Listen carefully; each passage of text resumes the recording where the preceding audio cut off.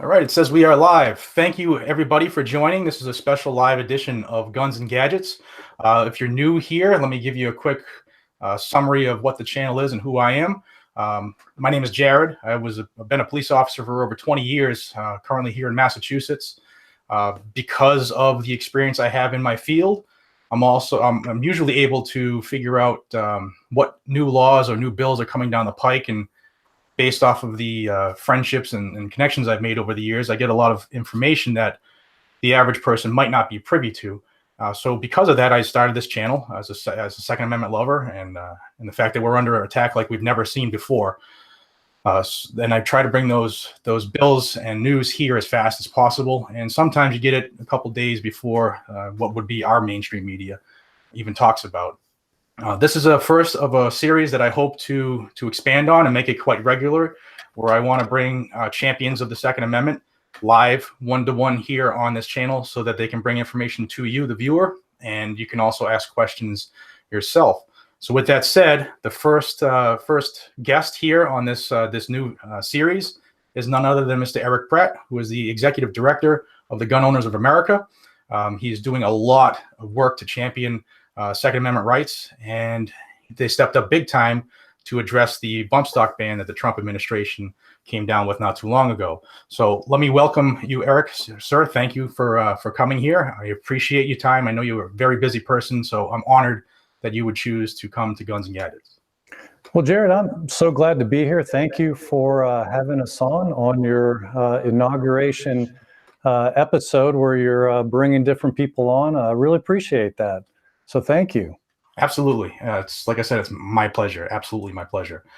So for those who might not be in the know or might not be as vehement as we are with the gun rights and the attack on our rights, could you just please first maybe introduce yourself and explain to the viewers what Gun Owners of America is and what their mission is?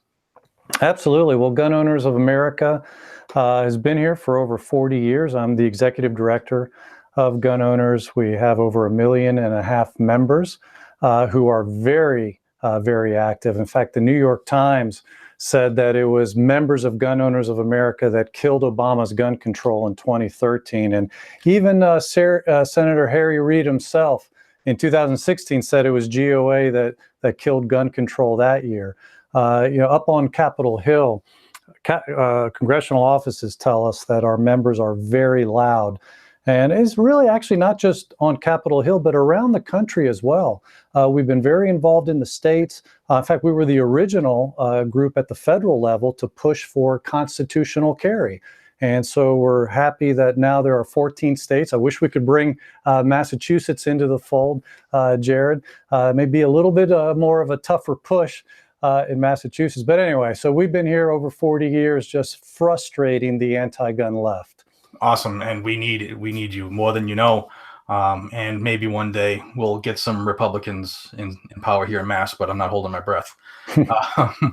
So, like and most of my viewers already know, the Second Amendment is under attack like we have never seen before in the history of this country.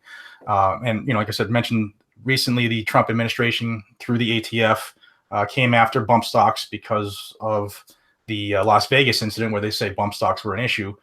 But that's a different point. Bump stocks make a gun less accurate. But the fact that they can just unilaterally redefine a term and include anything they want is very, very dangerous, in my opinion. What do you think about what they did? And tell everybody about what the GOA did immediately in launching a lawsuit to try to stick up for everybody's rights. Absolutely. Yeah, we did launch a lawsuit. These regulations are very dangerous. Really, there's several problems with the regs. I mean, first of all, the regs violate federal law.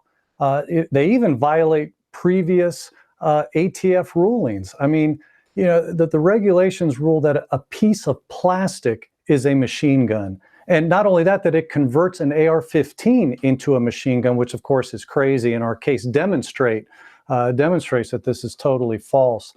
But, the ATF is reversing 10 years of its own precedents where they told people it was okay to buy these items because, they said bump stocks do not convert AR-15s or semi-automatic rifles into machine guns, and now they're saying they are. So that's one problem. The fact that, they've just turned on a dime here.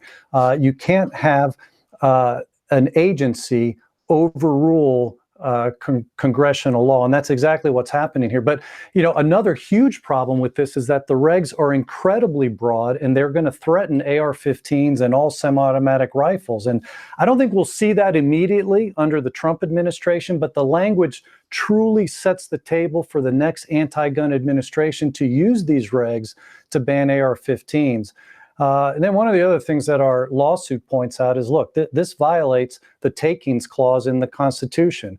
For roughly 10 years, the ATF was saying it's legal to own one. Well, now you have to go to your local ATF office and turn them in without any compensation, sign a waiver form, waiving your constitutional rights and claims to these items. Altogether, these are extremely dangerous, and that's why GOA made it a priority to file a lawsuit. Excellent. And we're so glad you did, because not every agency who should have said something did. And also for everybody out there, get your boats ready, because I heard there's a lot of boating accidents happening. Exactly. So what would you recommend now that you did launch this lawsuit against the federal government? I'm aware that there was a small victory last week regarding the stay that they requested. Could you touch on that and maybe give everybody who might have a bump stock some advice on what they should do right now? Absolutely. Well, what GOA is trying to do is we have filed a motion for a preliminary injunction. We want to basically say, look, the ATF ban is put on hold until we can litigate this case.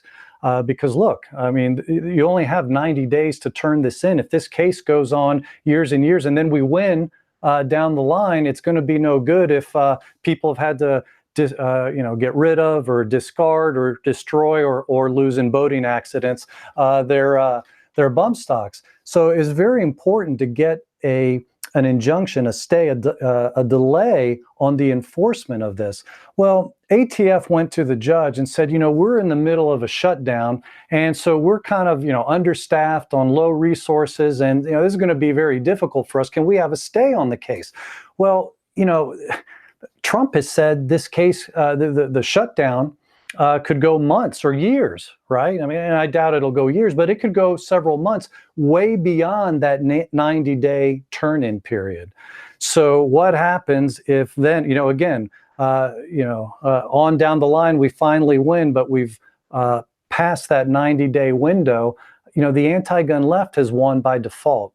So we got a very important decision last week by the judge. He denied the motion from the ATF, and he said, no, the case is going to proceed. So that was a little bit of a mini victory for us, because we want to get this, the injunction put in place so that people can hang on to their property before even beyond the 90-day window as we're litigating this case.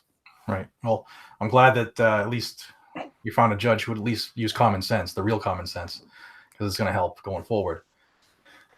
With obviously a lawsuit, nothing that has to do with courts is cheap, and it's going to cost money. What could we, the people, we the viewers here, both on Guns and Gadgets and on Ammo Land, which we are being streamed through as well, what can we do to help?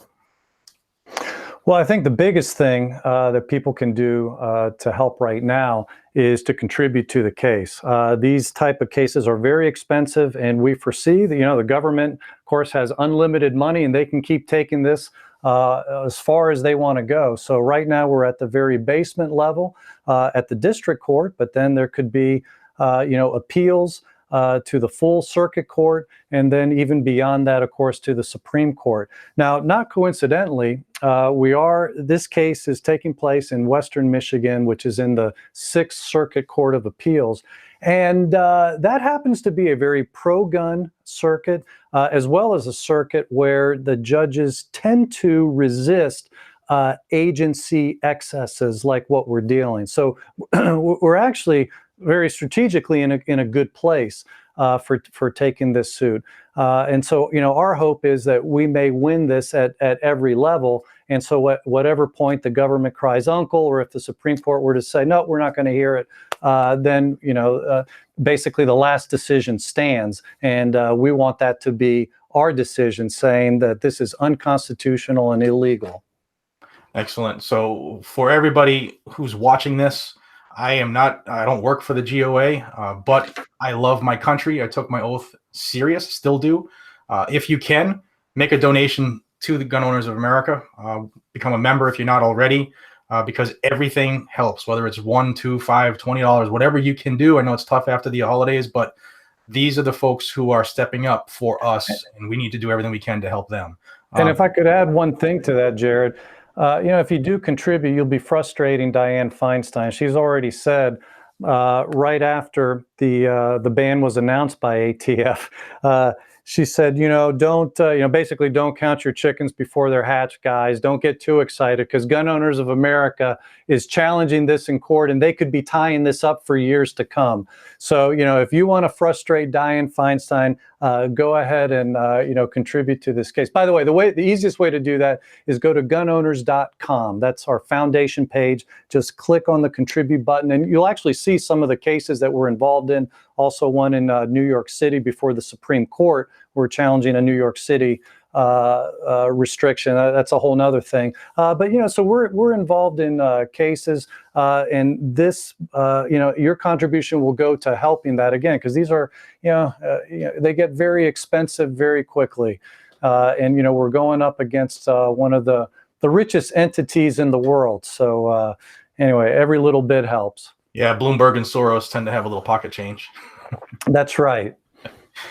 All right, so obviously the bump stock ban is at the national forefront, but within the last couple of days, Senate Bill 7 was submitted, as you know, by Republican Marco Rubio. And what that is, for folks who don't follow this channel or might not have their ear to the grindstone, that is a national red flag bill. The Extreme Risk Protection Order and Violence Prevention Act is what it's entitled. And it already has a lot of bipartisan support. Could you maybe touch on that? Tell us what you know, what you're hearing on your end, and what the plan might be going forward to help thwart that. Absolutely. Well, red flag laws, we call them gun confiscation orders, because that's really what they are. Just throw due process out the window. In our system of justice, you can lose your rights if you've committed a crime and been convicted of a crime. Heck, that's why there's a death penalty. You can lose your right to life if you're convicted of murder. What red flag laws do, though, is they turn that upside down, and that is that you lose your rights, specifically your Second Amendment rights, without any due process. I mean, due process just gets thrown out the window. Normally, you have a right to a jury trial. You have the right to have your attorney present. You have the right to face your accuser. All that is thrown out the window with these red flag gun confiscation orders. And in fact, even worse, normally when you lose your rights, it's because you've been convicted of an actual crime. But with these red flag gun confiscation orders, it could just simply be a relative saying, Harry has guns, and he was angry the other night, and just made me feel very uncomfortable, and I think he might hurt himself or hurt somebody else. And see, the thing is judges are very reticent to say, no, we're not going to act on that. You may remember, this was crazy, but years ago, a woman in New Mexico got a temporary restraining order against David Letterman when he was on the air. She said he was sending her subliminal messages through the TV. The judge granted a temporary restraining order because judges don't want to be that guy who says no in a case then where a tragedy happens after that. So here's the big lie, is that people who are pushing these red flag laws, these gun confiscation orders, they say, oh no, there's due process because you can go to court and challenge this. Okay, so that means after I've had my guns taken, I can go to court, and now I have the right to spend $10,000 to $20,000 to prove my innocence. You see how this totally reverses our system of law? The government's supposed to prove us guilty, right, beyond a shadow of a doubt, but instead now we're having to prove our innocence. That's a much different burden of proof. And I think the other thing we can say about these is that these are very dangerous. Maryland already has a red flag gun confiscation order law based on the testimony of a distant relative. They sent police to the house of Gary Willis, a 60-year-old man. And at 5:17 in the morning, the police are banging on the door. Well, what do most people do when somebody's banging on your door at 5:17 in the morning? You go to the door with a gun in your hand, right? If you're a gun owner, because you don't know who's going to be there. Well, Gary Willis is dead now as a result of that encounter, sadly. These are very dangerous because, the first time that you find out that there's been a gun confiscation order issued is when the police show up to ransack your home and take your weapons. This is really bad. It throws, heck, even the ACLU has come out and normally they don't get involved in gun issues, but because of the danger to due process and the way it eviscerates due process, they've actually come out against these laws. And being in the line of work that I'm in, I don't think I've ever seen a more blatantly unconstitutional law passed. I mean, without even debate, they just bring it up and it's flying through both chambers, regardless of what state. We now have 13 states who have adopted a red flag. DC put it on, as well as on their own within their district, and we have states and even municipalities now, like Pittsburgh. Shout out to all those who showed up in Pittsburgh Monday to speak up for their rights. But when is enough? Enough is what a lot of people are asking. If they don't get what they want at the federal level, so they're just going to try it at the state level, and then now you got people, city councils imposing red flag at a local town level. I mean, if that doesn't violate everything, including the Commerce Clause, I don't know what else does. Where do we go forward here? Yeah, the anti-gun left is always looking for ways to find new ways to restrict our rights. Last year they even tried to get this passed in Texas. I mean, Texas was just having a special session. They were out of session, but they were trying to move it in Texas. And the anti-gunners were saying, if we can get this passed in Texas, it'll be a domino effect for the rest of the country. I mean, a lot of this is them trying to gain momentum, put points on the board, because for the last several years, there's actually been more pro-gun laws passing across the country than anti-gun laws. So they're very clever at what they do, but they're thinking of ways of getting anti-gun legislation passed. And at first, when this came out last year, sadly, there were a lot of conservative types saying, oh, this is gun control that we can support. Well, GOA came out very quickly, very hard against these. We got some editorials run in USA Today.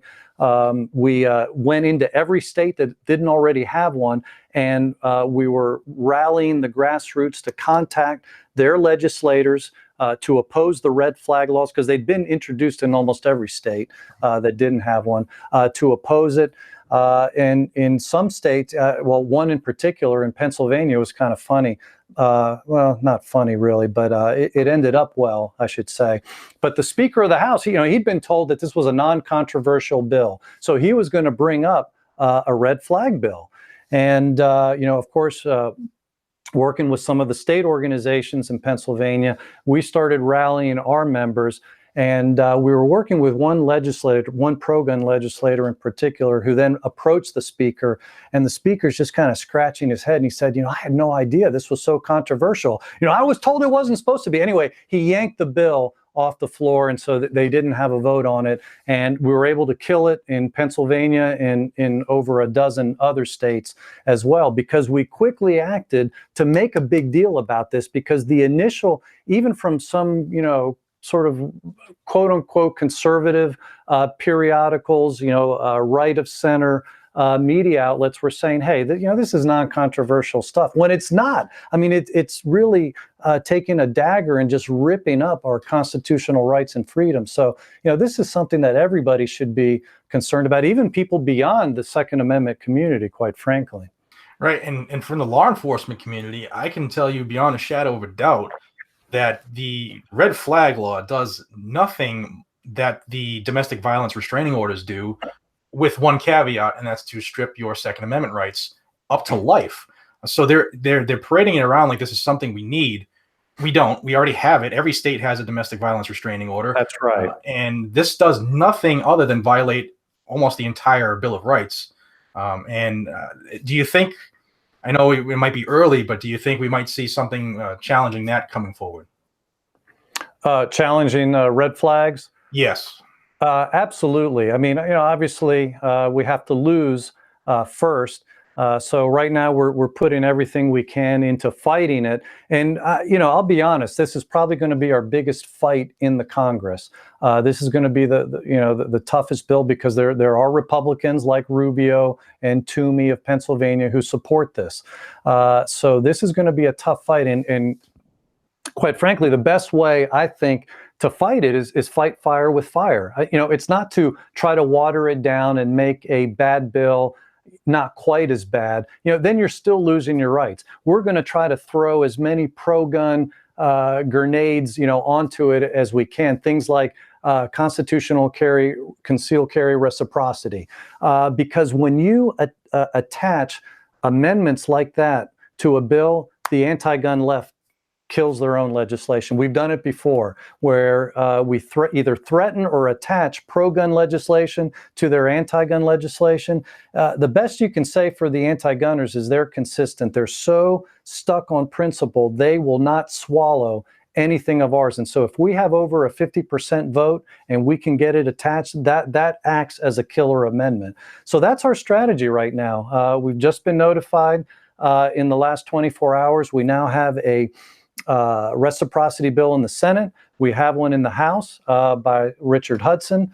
And so we're going to be pushing these two bills heavily, getting as many co-sponsors as we can, because that becomes the way to shout down the other side. Absolutely. And for those who don't watch, you mentioned yesterday that this is going to be the silver bullet by just doing that, hoping to kill whatever they bring down the pike. So thank you for looking ahead. Those of us out here, we are very, very thankful for your efforts. I don't think you hear it enough. So thank you all from everybody. What you do is extremely important, and quite frankly, it's needed desperately. I appreciate that.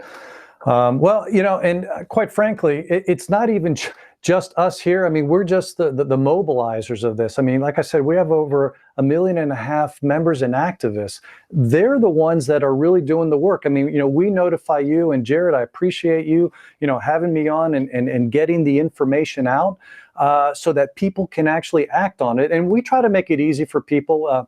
If people haven't signed up with gun owners, you can go to our website for GOA, the lobbying arm, gunowners.org, and sign up for our email alerts. They're free. And what we do consistently is we say, okay, here's the threat. Now, just click a button here and we give you pre-written text to send off to your legislators. And of course, it's editable if you want to. So you can change it around. Some people, they want to make it tougher. You guys, you make it too mild. I want to, okay, yeah, toughen it up. We have to kind of hit that sweet spot, right? You make it too tough, and then a lot of people won't send it. So we hit the sweet spot. Some people toughen it up. That's fine. That's great. But I tell you, that's the way that we kill legislation. And I go back to 2013. That was the last big push after a major national tragedy. And if you remember back in 2013, I mean, there was so much pressure, and especially, anybody who's inside the Beltway here knows what it was like. I mean, the media just had an echo chamber saying, the tide has turned, people's thinking is differently. They're saying gun control has to pass and we deserve a vote.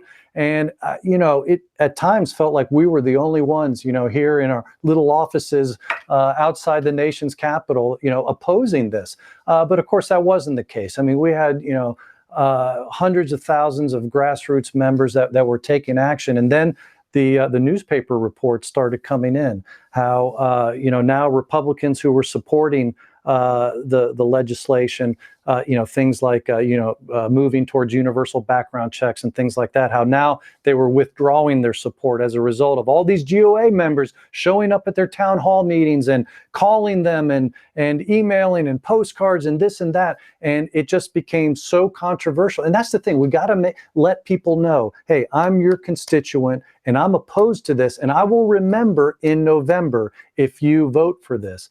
And that's the way that we kill this type of legislation. So it's the way we've done it in the past. And so that's why I encourage, please sign up for those email alerts, because the more people we have out in the grassroots, the louder voice we have here in Congress. Absolutely. And I'm glad you touched on the reaching out to your congressmen and women.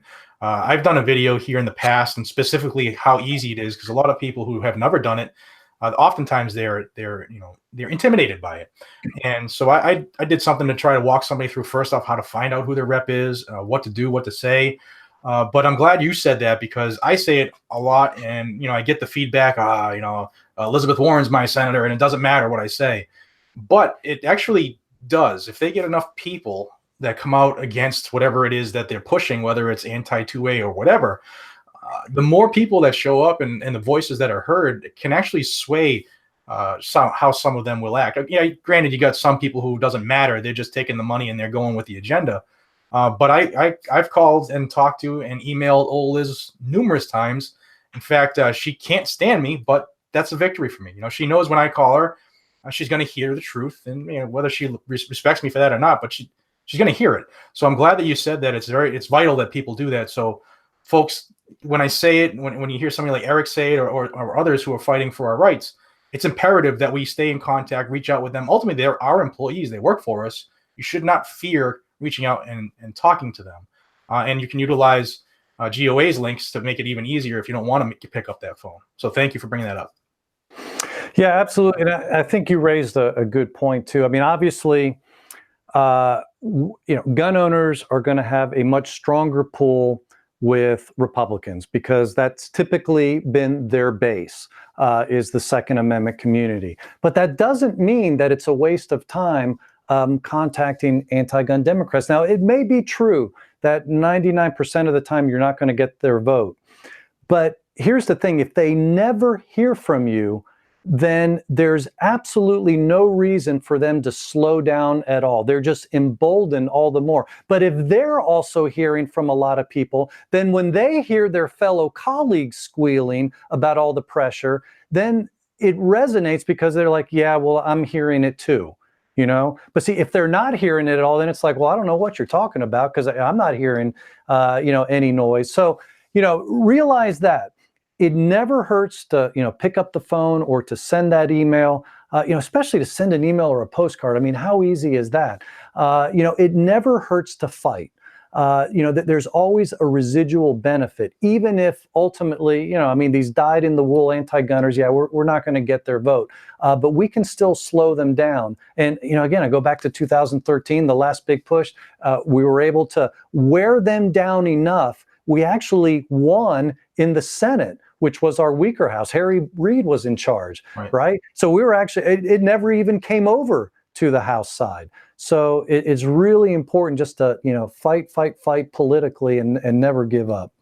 And for those who actually, don't get intimidated the process, look into their office hours, especially if you live in a smaller community. Like here, my state reps, both are doing an excellent job. Both go shooting with them. But they often have coffee hours where you can just go in and have a coffee with them and get to know them on a first name basis. Of course, Markey and Warren are not going to have coffee with me anytime soon. But for those who are more reachable, take that time, because it means more when they can put a name to the face and they feel a little more, they're held accountable a little more than just an email they can delete or send that Dear John letter to. So keep it up, everybody, and let's not feel like our voice doesn't matter as much. Yeah, well said. Absolutely. They work for us, and so we need to, just let them, we need to remind them of that constantly. All right. So just before coming on, I got some, tell us what you know about the the Gabby Gifford's universal background check bill that's come out, and I think it's called HR 8 because it's the 8th anniversary of her incident. And then also, if you could touch on Dianne Feinstein's revamp of the assault weapon ban bill and the mag ban that's coming down the pike too. Sure. Well, Gun Owners of America is opposed to all of them. Heck, we oppose the initial Brady background check. We want to repeal background checks. You know, it's just a fundamental thing that with God-given rights, you and me shouldn't have to ask for permission to exercise our rights, right? And that's essentially what a background check does, and that can be abused as a result. I mean, you know, you go back far enough, you know, you recall things like Martin Luther King Jr. asking for permission to be able to carry a firearm, and he was denied. Not because he was a criminal in any way. You can figure out why he was denied. Right. Today, we've seen the same kind of thing. Heck, in Los Angeles, if you're a white American, you are much more likely to be approved for a carry permit than if you're a minority who's applying. So, you know, there's all kinds of potential built-in racism that can occur.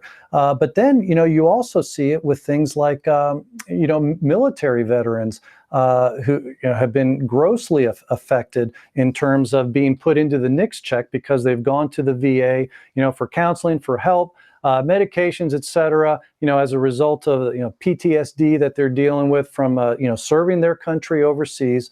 And those names have been thrown in, you know, hundreds and thousands of names thrown into the NICS system where now they're denied the ability to purchase a firearm. So, you know, we have lots of, heck, even people who have outstanding traffic tickets where bench warrants have been issued because they haven't paid them. They've been denied. I mean, there are lots of examples of people who you would say, you know what, they're basically a law-abiding person. There's no reason why they should be denied, and they're being denied.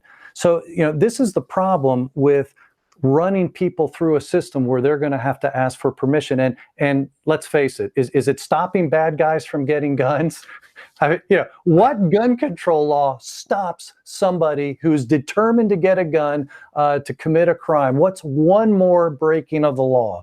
You know, you asked about universal background checks. Chicago has universal background checks. How's that working for them? Fantastic. Baltimore has universal background checks. They led the nation in 2017 in murders, even more so than Chicago. It's just, you know, California has universal background checks. In a 2-year period recently, their gun crime, murders committed with guns skyrocketed. So, it's not working.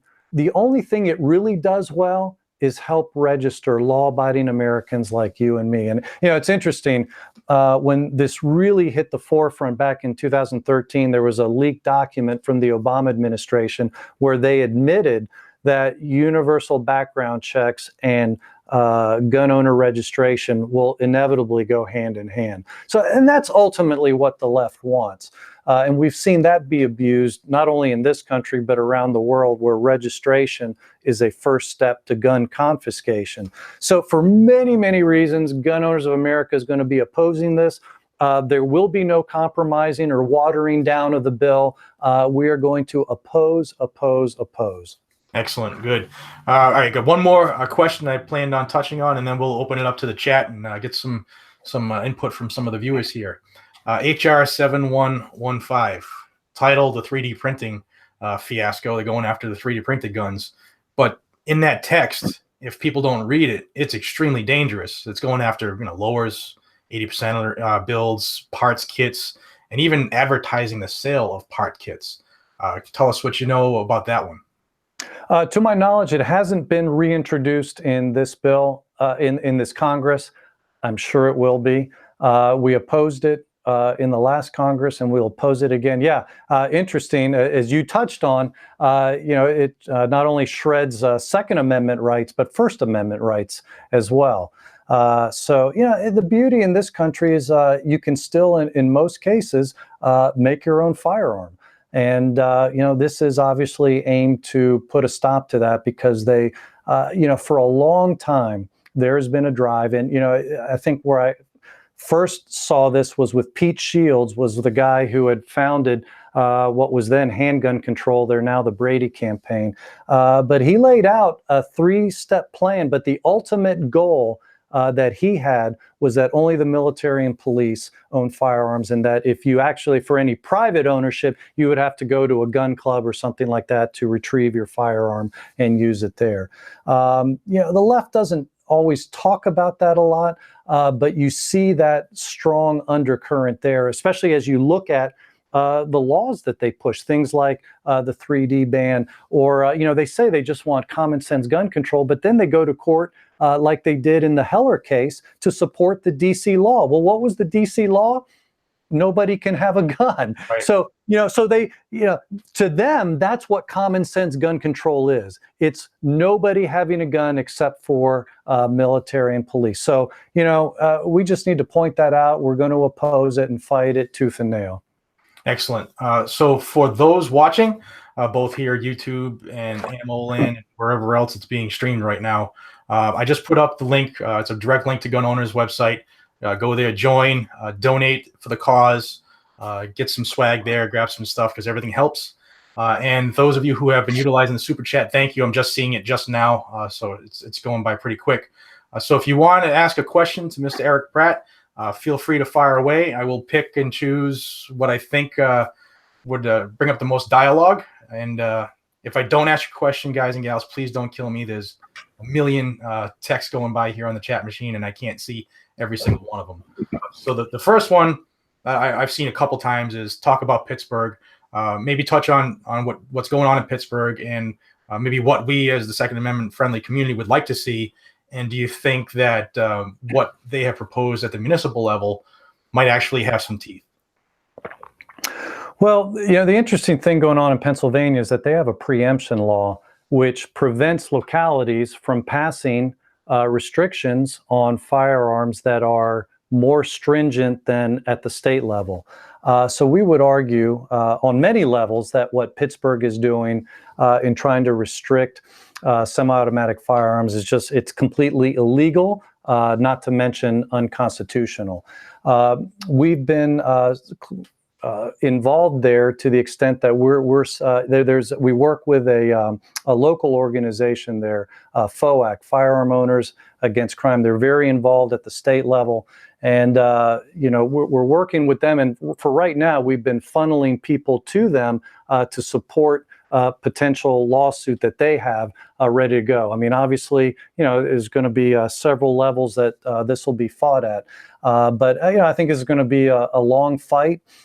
Just like in many other areas, but I think they're just in Pittsburgh they're trying to throw things at the wall and try to make it stick. The anti-gunners are, and so we're going to try to beat it back as best we can. Let me ask you before I take a question from the group here. A couple days ago, I did a video and basically was talking about the idea of like a million-man march on DC for gun rights, something that, for whatever reason, those who have a voice have never really brought up recently or talked about. Do you think nowadays, with the climate the way it is and how detached from reality our government is, do you think that's something that would be worth putting the effort in? You think it would have an impact? Because I'm like I said in the video, I'm willing to help out as much as I could, but something that big is much bigger than you or maybe even I combined. But do you think something like that would work nowadays? I mean, the left always, they throw their hissy fits and march and crash and burn stuff. But do you think that it would even make a difference nowadays for us? Well, I don't want to burst anybody's bubble. You said the left does it all the time. And quite frankly, that fits their sweet spot because they have a favorable media. We don't. We get a rally, a big rally. They always understate the number of people there, and they'll give, half the time to the 2 or 3 counter protesters that showed up, right? I mean, you know how the drill works. So, as far as rallies go, I mean, last year I traveled to a couple, one in Idaho, one in Tallahassee, Florida. So, both capitals there in those states to speak at rallies. We certainly at GOA, we help support them. We just won't lead them. or do the organization Right. of them, because we're fighting the fight here in Washington. And quite frankly, we think our resources are better spent doing what we're doing in the courts, in the Congress. Now, if there are others who want to organize, I mean, we will certainly help advertise it, and tell our members about it. And we've done that in the past. We're certainly willing to help out that way.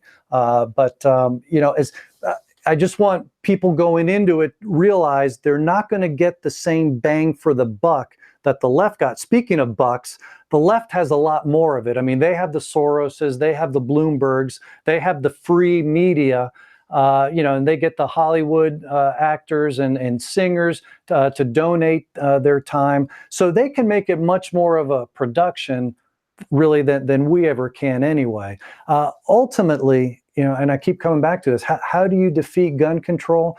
It's you connect the people who are the constituents to their representatives and senators, and it's saying, we will remember in November. And when they personally start hearing from a lot of people in their district, that's what changes them. And that's how we killed Obama's gun control in 2013. Excellent. Yeah, I agree. I've done that here a couple of times in Mass. I've coordinated a speech at the State House and had some other members of our house speak for us. But I'm with you. I can't really see it working as much as we want it to. Right. Ultimately, like you said, everybody's against us. Nobody really cares about those gun clingers. But for those who are having state rallies, stick with it. Pittsburgh had a good showing. Yes, you definitely got their attention. The mayor said he didn't agree with it, but who cares what he agrees with? We have the Bill of Rights, and keep doing what you're doing, and we'll see where the future brings us as far as marches and stuff. But another question that I see here a lot, there's some people here from New York. What about the SAFE Act fiasco? Is there anything that you're aware of that's being done specifically? And I guess how can something that unconstitutional be left unchecked? Yeah, it's going to be really tough in New York, because New York went totally blue after this last election, and elections have consequences. Now, we're fighting gun control in New York. I alluded to it earlier. We have a brief before the Supreme Court. We're challenging the New York City premises license. In New York City, they limit your ability to possess a gun to your home, and it limits the person. It limits it to the person. So, if you're away or at work or whatever, and, you have a gun back at home, and, there's a rush on the home, and your wife is there, she can't touch that gun. I mean, at least to be in compliance with the law. So anyway, we're challenging that to have a victory. And, we're actually very hopeful now with the two new Supreme Court justices that we have, Gorsuch and Kavanaugh, who have very strong pro-gun records when they were in the federal court system.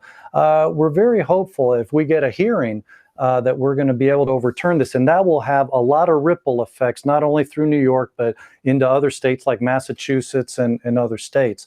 So, again, a lot of this, comes with just how do we best use our resources wisely to fight this? I mean, we're going to be rallying people to oppose this in the state. But, even if the eventuality is that, it's just rammed through because they have total Democrat control of, every branch there. Well, then there's always litigation. And even though, arguably the litigation doesn't go well in New York at the lower levels, if you can take it up to the Supreme Court now, we've got a much better field to work with. How about, I'm going to ask this one because this is my state, Massachusetts. Those of us who are stuck behind enemy lines here feel it's a loss. We have a huge fight, obviously, with the way this state's going. Do you maybe have some insider trading that we might be able to help thwart what's going on here, or any ideas or suggestions that we the people can just run with? Well, besides the initial thing that I was saying, that's a lot of the casework that we're doing could have implications. And we've been fighting semi-auto bans in a lot of these liberal anti-gun states. We've been fighting for the right to carry. In fact, that's the very reason why Washington, D.C., of all places, now is a shall-issue jurisdiction. We won in court with the Wren case. So, it's things like that, on the one hand, that can help Massachusetts, although, I don't want to unduly build people's hopes up, because when you're dealing with judges, you're dealing with people with lifetime appointments. And so, there's no pressuring that's going to apply. And a lot of times it can be, a roll of the dice. So I don't want to make it sound like, that's the silver bullet. I mean, obviously the best thing is to stop it before it happens. But the other way, I think that we're helping states like Massachusetts and people in other states like New York and Maryland, New Jersey, Hawaii, California, is pushing the concealed carry reciprocity in the Congress, because that will have tremendous ramifications for, you said, you guys behind enemy lines. When that bill becomes law, oh my goodness, they will be rejoicing in the streets in Massachusetts, because you guys will be able to get a permit from out of state and be able to carry now in your own state. It'll basically become a shall issue for you as a result, and it'll also override the restrictions on magazine capacity. So that's two good things that we're looking to help people out behind enemy lines with this federal legislation, and which, quite frankly, is in Congress's jurisdiction, not only with the Second Amendment, but also the 14th Amendment.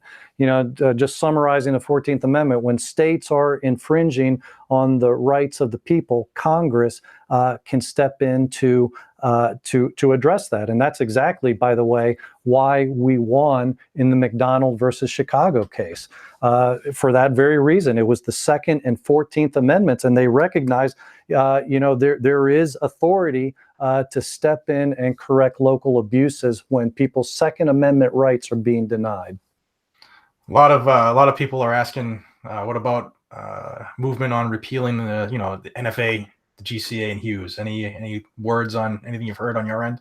We want to go all the way back. They're all infringement. I mean, look, Second Amendment says shall not be infringed. So we want to, go back incrementally, repeal Hughes, and take it back, to the NFA as well. Now, I will say again, the frustration is people, our elected representatives and senators, don't share that zeal. I mean, there's not even legislation to repeal it. Now, we've challenged the Hughes Amendment in court. Unfortunately, judges pretty much think like most of the Congress on that, and so unfortunately that was a no-go. But we've tried to challenge it. So strategically, the best way we think to go at it is things like the Shush Act, where we start taking certain parts of it and decriminalizing it. So saying suppressors are legal. In fact, we'd like to just treat it like any other firearms part, not even have a background check on suppressors. I mean, as we were talking about earlier, we think background checks are unconstitutional anyway. The anti-gun left is an interesting thing. They fight tooth and nail to have voter ID. But they sure daggum don't, they don't want you buying a firearm or a suppressor without a background check. I mean, their world is upside down, isn't it? Absolutely. It's funny, especially when you have a conversation with somebody who will listen who's on the other side. When you throw out the facts, I mean, they're dumbfounded. It's just ridiculous how it is. Another thing that's up here quite a bit. What would you say to those? Obviously, you have a bunch of information about HR 38, the past bill, and how it was resubmitted.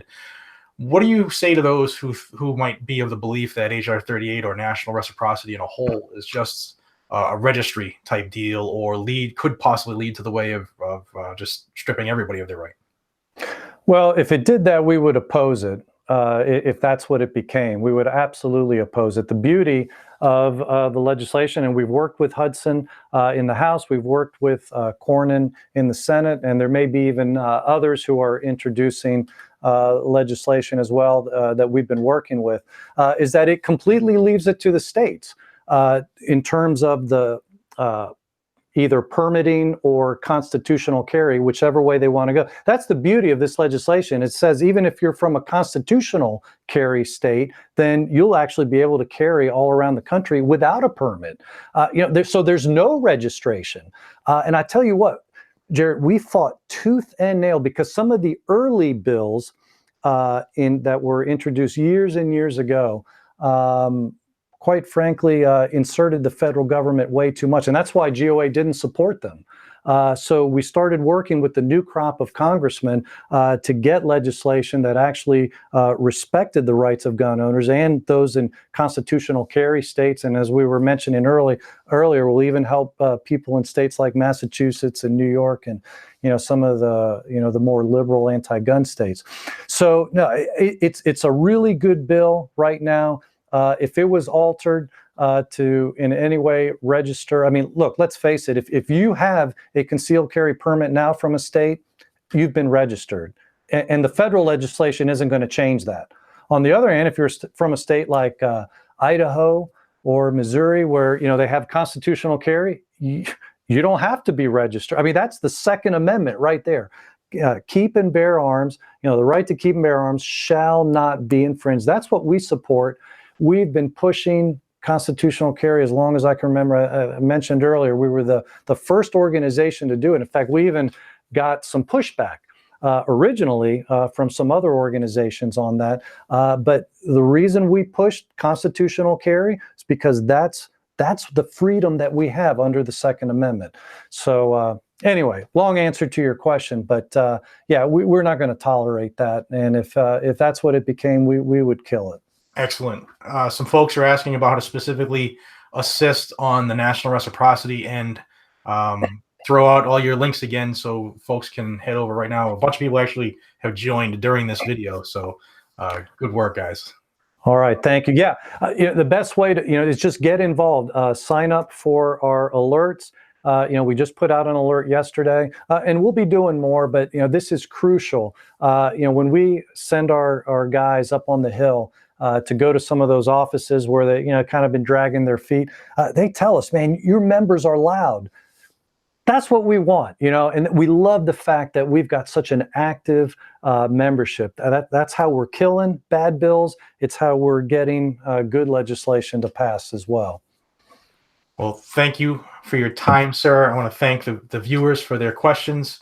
I know you're a very, very busy man, and it's getting late. We're both here on the Eastern Seaboard, and it's like almost 7 o'clock. So I want to thank you for your time. I hope that this was a benefit to the viewers and get the word out there. I urge my viewers who are regulars to help support those who support us. I say it so many times. It is so important. Every little bit can help, especially when you're suing the government. The fat cats, they get the money. Is there anything you would like to say directly to the viewers here on the way out, sir? Just thank you again, Jared, to you and your listeners for having me on, and hopefully you get some new subscribers as well. We put it out to our list that I would be on with you, so I hope a lot of our guys and gals have been watching tonight. And I really appreciate what you're doing. You're very thorough. I've seen some of your other streams, and you get the bills out and you go through it, and you do a great job informing people in just a very little time. So just want to encourage you, brother, keep doing what you're doing. Thank you, sir. Thank you. I appreciate it. For those who might not be a subscriber to the channel, please do so. This is based off of YouTube. So go over onto YouTube and hit that subscribe button, and make sure you hit that bell icon if you're new to the area, because that will tell you when I post new items. You're going to be seeing a lot more from Guns and Gadgets going forward on different platforms. And if it's cool with you, Eric, I'd like to do more stuff with you going forward as well. Would love to do it. Be glad to do that. Because again, being able to reach out to more people, again, go to our website, gunowners.org. Please sign up for the email alerts. They're free. Sign up for membership. The minimum membership, $20 a year. I mean, that's cheaper than most boxes of ammunition. So we'll put it to good work. On the other hand, if you want to contribute to the case, that's over at gunowners.com, and just click on the contribute button there. Excellent. Thank you again for your time, sir. Ladies and gentlemen, thank you for your time. I hope this was beneficial and informative. and I hope you stick with us going forward because we need you. So like I usually end my videos with, until we see each other again, be safe, stay vigilant, and carry a weapon. Good night, everybody, and take care. Thank you, sir.